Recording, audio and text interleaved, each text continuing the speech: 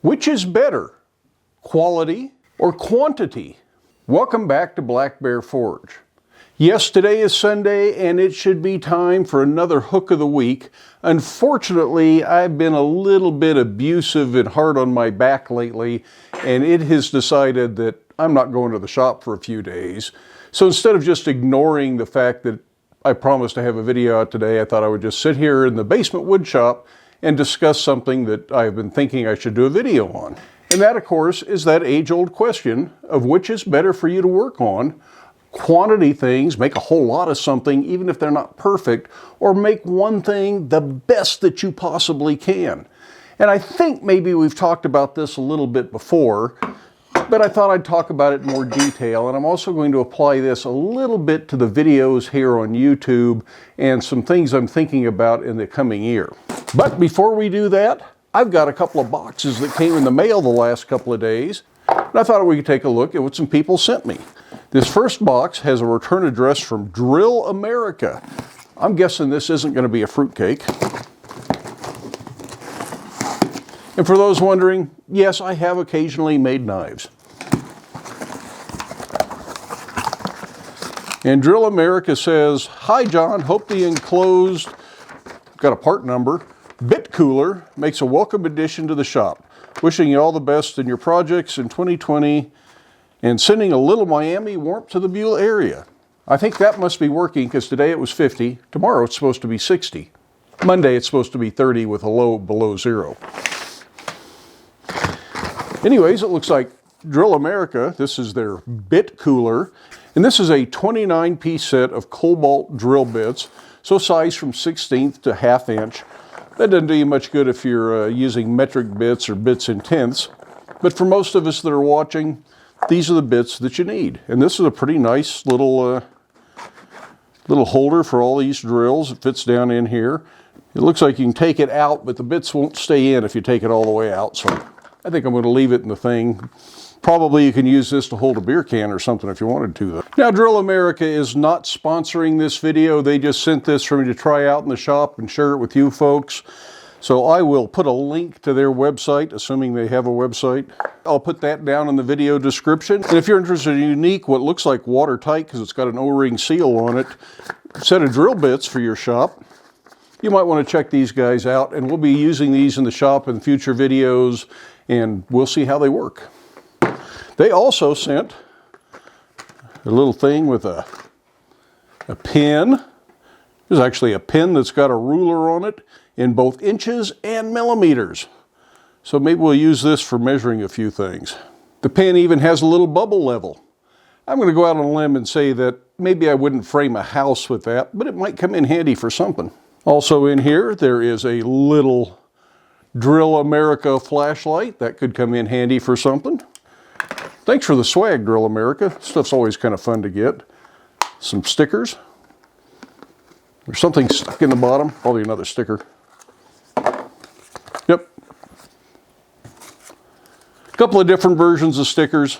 Stick those on the locker where all my other stickers are in the shop. So thanks, Drill America. I appreciate all the cool little toys and the drill bits. A nice t-shirt, just in case you were trying to figure out who you were talking about here. And I'll bet you, it looks like there's not only a website on the back of this t-shirt, there is also a phone number if you're looking to get a hold of Drill America. And they're pretty smart. They sent the right size. Now this other box, and I don't think I was expecting this. Somebody told me they were going to send something, but I don't think it was from Cloverdale Forge in Canada. For those of you who don't know, Cloverdale Forge, Matt Jenkins, is the person that actually inspired the Hook of the Week videos with his series of 366 hooks, which was a hook a day for a full year, and he chose to do it on a leap year, so it was 366 hooks instead of 365 hooks. I don't know if we will ever get to that many hooks doing a Hook of the Week, because I'm running out of ideas, and if you'd like to see some of Matt's hooks, I'll see if I can find a link. There's a photo album online somewhere where I can link to Matt's hooks, and you can see all the hooks he did. Really imaginative hooks, some wonderful stuff there. I try not to look at it too often because I'm afraid I'll just start copying his ideas, and I'm trying to keep mine unique and different from just copying the ones Matt did. Let's see what Matt sent. Bubble wrap. Thanks, Matt. Oh. This looks suspiciously like a guillotine tool. Guess I ought to read the note.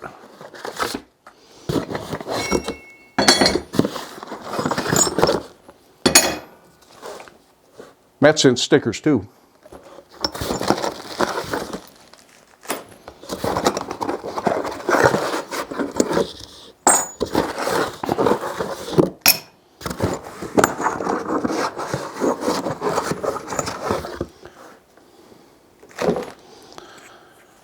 So there's a lot of little pieces in here, but I think definitely that this is going to be a guillotine tool of some sort once I figure out where all the parts go. But it looks like they all just key in here, and perhaps they even key in for different size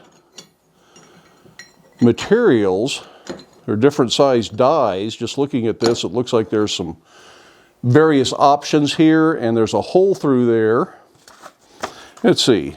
We recently designed the enclosed guillotine tool holder and was hoping to get your feedback and opinion. It is designed to take 2-inch wide tooling, but can be adjusted for 1.5, 3/4, or 1 inch thick. So that's all adjustability depending on what you want to make. Really interested in your thoughts on the plunger pin that holds the top tool elevated. So that's what's in here, is a pin that's going to do something to hold the top die. We're going to have to take a much closer look at this. We'll actually get it assembled and see what it all goes into that. Looks like he sent a die blank here, probably mild steel. Looks like there's actually instructions to go with this. So it might behoove me to actually read the instructions before we try to assemble this. So I'll do that. We'll take a look at this in a future video. We'll put it together, then we'll see how it works. Thank you very much, Matt. Like I say, if you haven't looked at Matt's 366 hook project, it's well worth taking a look. I'll put a link to that album if I can find it down in the description. At one point, he was talking about publishing a book, so you could actually buy a book and sit around the shop when you should be working, looking at pictures of hooks.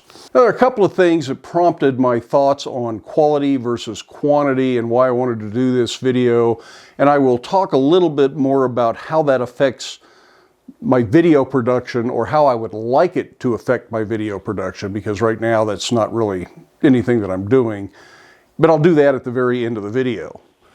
And one of the things that really made me think about this was seeing a Facebook post. For those of you who do Facebook, you probably know that Facebook does your memory from a year ago, 4 years ago, 5 years ago, and I got a memory from 6 years ago while we were at a class with Ernie Dorrell, and I think I've talked about this particular piece before, and this is probably the most detailed, highest quality piece of work that I have ever done as a blacksmith. And that was part of that 1-week class with Ernie Dorrell and Clay Spencer at the John C. Campbell Folk School. And it's something that at the time I thought, boy, I really want to do more of this stuff. I want to do work of this quality. I want to do work of this style. But unfortunately, I don't have a customer base that's looking to pay for this. Those customers are out there somewhere. They're just not the people that I'm communicating with, and I'd have to work real hard to find them. So that means I kind of go back to a quantity perspective on doing work, and I haven't really done work of this quality since. I've done some nice stuff, don't get me wrong. I don't think my work is junk or anything like that. But there's a difference between the day-to-day run-of-the-mill work and doing pieces that are just like, wow, that is better than I've ever done before. And I'd like to do more work like that.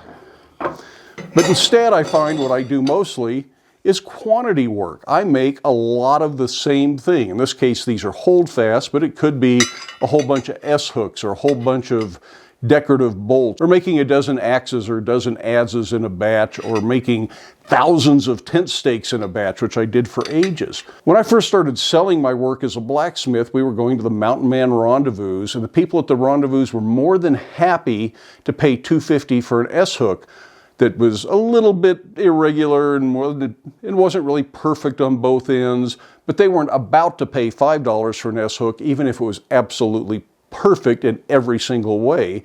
So for that, you really had to do quantity work and not worry so much about the quality. There's a little give and take there. And my decisions to do that kind of work at that time really was based on what I was doing and what my customer base was.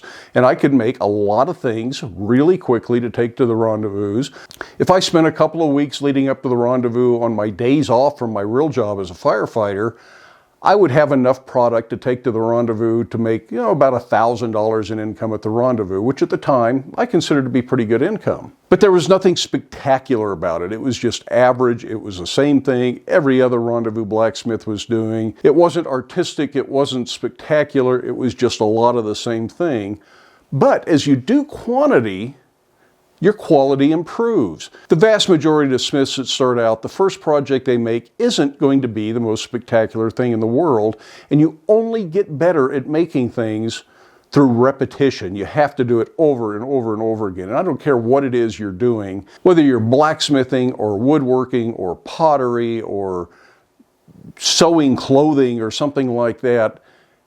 You learn through repetition. You learn by doing. You get better at it. You get faster at it. But there's a limit. There comes a point that you're just making the same thing over and over again, and there isn't that little bit of extra. I could probably really put some wow in these leaf end holdfasts that would make people just say, that one is spectacular. But then the question is, $50 for this one, $150 for the other one, are they going to pay it? My guess is probably not. So there's always that economic sense. There's always that efficiency in the workshop that you have to think of and worry about. And what is it you want to do? What's your goal as a blacksmith? Realistically, none of us are really in this to get rich. We're doing it because we love blacksmithing. But a lot of us still have to make an income at it. If we're not making money, we have to go do something else to make money, and we don't work in the shop as much. But I'm at a point in my life, at a point in my blacksmithing career, that making money isn't quite as important. All of my tools and equipment in the shop are paid for. I don't see me adding any more big equipment over the next few years. I might. I'm weak when it comes to that kind of stuff, so I could add more equipment. But there's nothing I really need. There's nothing I have to have. But that means I'm at a point that I can kind of have the freedom to do the quality work. This is what I would really like to get into. I think I've already mentioned that I'm going to be taking a locksmithing class with Seth Gould. That's going to be in May at the Center for Metal Arts.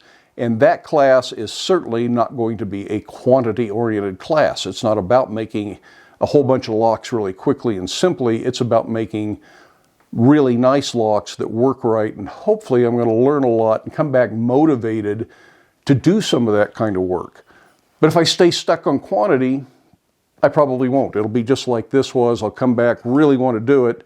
I have to kind of make that mental shift away from, got to make a living at it, and that means I got to produce a whole lot of product, to I don't have to make as much of a living at it, and therefore I can put a little bit more time, a little more effort, enjoy the time in the shop a little bit more, expand my horizons, challenge my own creativity. I'm always telling you to challenge yourself and challenge your own creativity. After 35 years, for me to challenge my creativity, I really need to step my game up. I need to take my blacksmithing to the next level. So I'm hoping to do more of the quality work, a little bit less of the quantity work, be a little bit less business-minded, and perhaps a little bit more artistic-minded. Now, for you folks out there, you should always do the best work that you can do at the moment.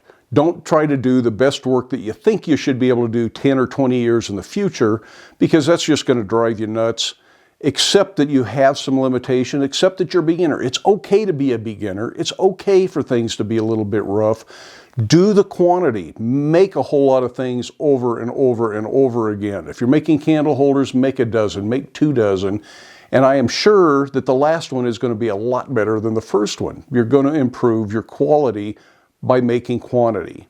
But there comes a time where you have to say, slow down, take it easy, be methodical, take the time to do the test pieces, take the time to practice, and accept that some of that stuff is just going to be scrapped. And then you're going to move on and do what you're really trying to do and actually work on the finished piece. And truthfully, that is kind of what spills over into the YouTube videos. A lot of times it's, I need to get a video done, so we're going to make a hook quickly and efficiently. I need to get it done this morning so I can be in the house downloading video in the afternoon and hopefully get to bed by midnight after editing and uploading the video all night long.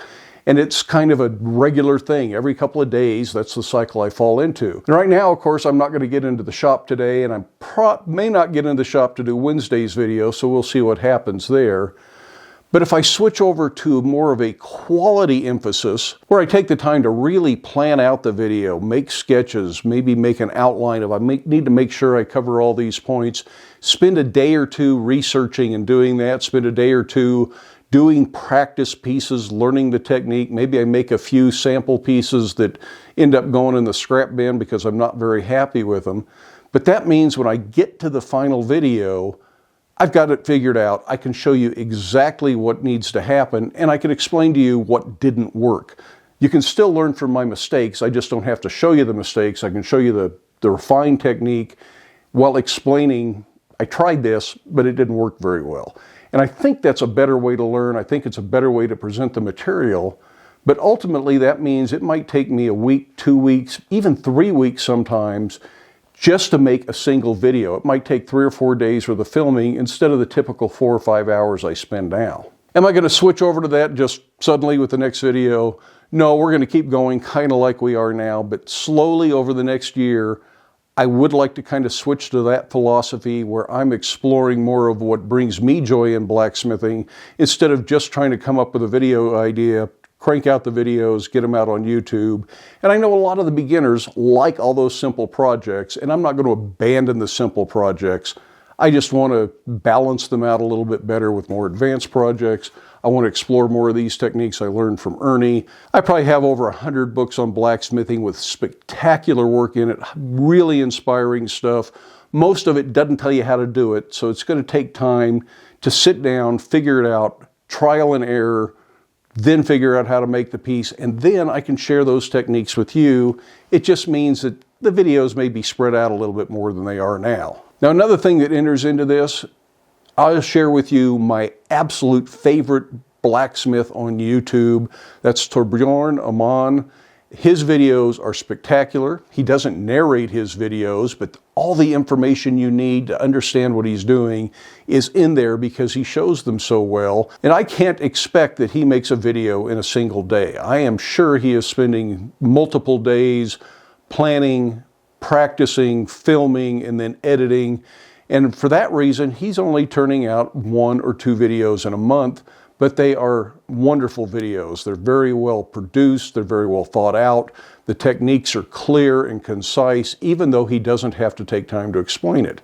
Now, I'll keep explaining what I'm doing because I have found that most of my viewers are watching me because they want that detailed explanation. I'm not going to go copy Torbjorn's method of making videos, but I would like to rise to his quality of video and his detailed presentation of the videos because I really admire the way he does those. So those are just my thoughts on the subject. I hope that all makes sense to you. Nothing's going to change very drastically anytime soon. It'll be kind of a slow evolution that we may start not seeing 2 videos a week fairly soon, and maybe it'll be 6 a month instead of 8 a month, and then maybe it'll be 4 a month, and we'll find out. And hopefully that'll all work out, and we'll just see what happens. One thing is certain, this is an evolutionary process for me. Where I think I'm going today might not be where I end up by the end of the year, and where I think I'm going next year might be someplace completely different. So I hope you stick around for the journey, and we will see where we end up. In the meantime, if you like the video, give it a thumbs up. If you haven't done so already, I would love it if you hit that subscribe button down there.